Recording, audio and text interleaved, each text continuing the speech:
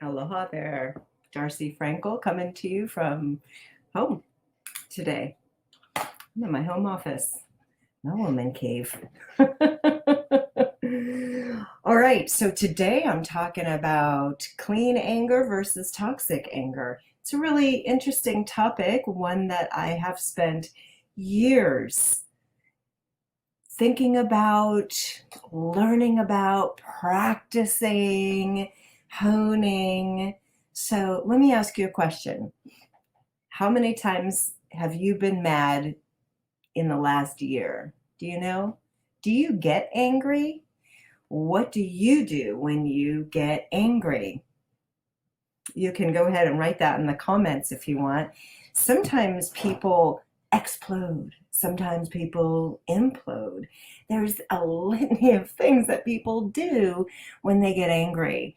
And so today I want to talk about that and kind of meander around the topic a little bit and talk about the difference between clean anger and toxic anger. And I don't mean to make anybody wrong. It's just sometimes when we haven't learned how to be clean with our emotions, we end up projecting and blaming and making other people wrong and doing a lot of other things that we might not do if we've had a little more, if we had caretakers who modeled behavior of clean anger.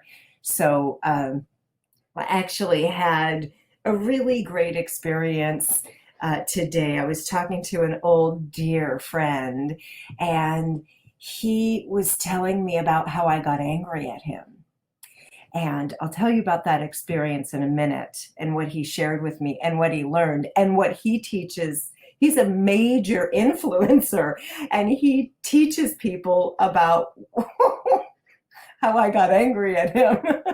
So, but before we go into that, it's a really great story. I'm going to pin that for a moment. I wanted to talk a little bit about the feeling anger. So what happens, the kind of the physiology of it, because it is quite physical. What happens when you laugh? You see something and you kind of get a little tickle. You're like, and it comes up and it goes out, right? Like similar to a sneeze or a burp. You feel something, it comes up and it comes out. So in the same way, we see something, we hear something, we think something, we get ourselves to feeling angry about it. Potentially. Or we could do it a different way, or we could set it up to be clean anger. So those of you who are here with me on Facebook, go ahead and say hi. Let me know, how many times have you been angry over the last year or so? There's about anything, we're confined, a lot of us. We've been on lockdown. Are you angry about that? So the physiology of anger is that you feel something, it kind of rises up, and then something happens. Something, you may want to express that anger. You may want to do something or fight. It may be in response to a protective type of situation here. I don't know what it is for you, but sometimes I feel sad or disappointed, and then I get angry on top of that. What's that flavor like for you? Do you tend to implode? Do you explode? Let me know. Let me know. How do you do anger? It's kind of vulnerable, isn't it, to talk about how we do feelings. Now, how do we learn to do these feelings? Do we learn it in a book? Nope. Our caretakers model this for us. We see how to do and be anger from our caretakers, right? We learn how to do that. So how did they do anger? Did they explode? Did they implode? Did they communicate? Did they fight? Some people are just naturally scrappy, and then they just they let you know and then they get over it and it's done. It's really interesting to me. By the way, I am posting live on Facebook, Darcy Frankel Facebook, Hanalei Day Spa Facebook, as well as YouTube Live. So aloha there, everybody on those three platforms. Thank you for tuning in. For those of you who don't know me, my name is Darcy Frankel.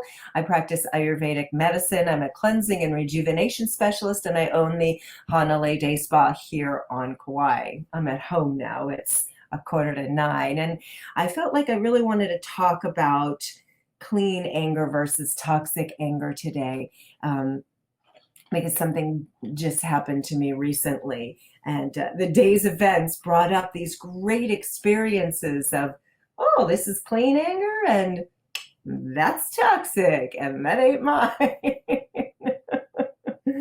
So let me define both of these, but first I want to take a look here, see if there's any comments. No loaded comments. Okay, great. Thank you. If you do have a comment, put it there. I'm taking a look on my different platforms. So there's clean and toxic anger, and I'll tell you the story about how my influencer friend basically teaches. I just found out. I wonder if he says my name. He teaches about how I got mad at him. So this is a great example of clean anger. So, getting mad is natural. It's a natural bodily expression, just like I mentioned, just like happiness, joy, sadness comes up, comes out, it's released. It's what we do with it that counts. So I had some feelings come up through an interaction with this friend, and I asked him, I said, could we talk? I have something I want to share with you. I was really responsible for my feelings. I said, would you be willing to listen to me? Do you have time? Do you have bandwidth? Do you have, so I basically set it up, and I said to him, I totally forgot about this, by the way. I said to him, let's set a time where you have no distractions so that you could just focus and we can have a call. It doesn't have to be a long, big thing at all. And so he did that, and he called me up, and I checked in. I said, do you have any distractions? And he said, no. And I said, so listen, I'm going to tell you something that I'm mad about. So I'm giving an example of clean anger. So this video, for those of you who just tuned in, talking about clean anger versus toxic anger.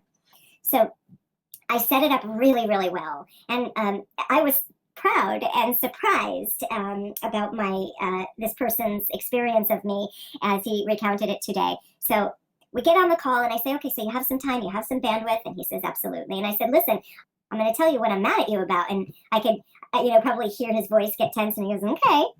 He's very emotionally brave.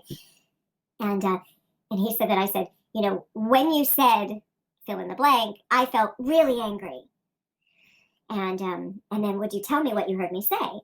So there are several ingredients in this dialogue that we had called clean anger. One was I set it up. I didn't ambush the guy. I was like, hey, I have something. It's a little uncomfortable. Can you post in with me when you have some bandwidth to hear me out? So he was like, sure. What a good friend. And then we got on the phone. I said, do you have bandwidth? Will you listen to me? And he said, yeah. And I said, great, because I'm mad. I'm mad at you about blah, blah, blah. When you said blah, blah, blah, I felt angry. And here's why. And then I stopped. I probably took a breath, and I said, can you tell me what you heard me say? Then he said, yeah, you said, when you said this, I felt angry, and here's why. Boom. Let's put it behind us and move forward. That's an example of clean anger. Now, let me give you an example of toxic anger. This just happened to me not 10 minutes ago. So, I made a big mistake today. I accidentally forgot an appointment. I haven't had many physical appointments. I've had 0 in the last 2 weeks, and I forgot an appointment. It was an accident. I came to the conversation. I don't think I've ever in 17 years of business just forgotten an appointment. It was tough. It was embarrassing. Once I realized I forgot this appointment, I went into the conversation ready to practice the 5 languages of apology. Now, if you've never heard of the 5 languages of apology, you should, because it's not when you're going to mess up. It's not if you're going to mess up. It's when you mess up, and what do you do after? We're inevitably going to step on someone's toes in life. Just accept it. Shame accepted is our greatest treasure, like one of my dear friends, Tabor, says. So I went into this whole I went into having this conversation ready to give the 5 languages of apology. And the 5 languages of apology. So the first one is expressing regret. I'm sorry. Number 2 is accepting responsibility. I was wrong. I made a mistake. Number 3 is making restitution. What could I do to make it up? Number 4 is genuinely repenting. I'll try to not do that again. And number 5 is requesting forgiveness.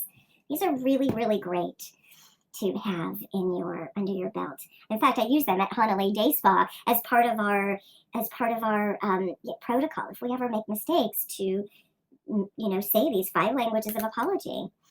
So in my head, here's how it went. I am so sorry. I made a mistake. I usually don't make mistakes like that. In fact, I can't remember ever doing that. As a way to make it up to you, I would like to give you such and such.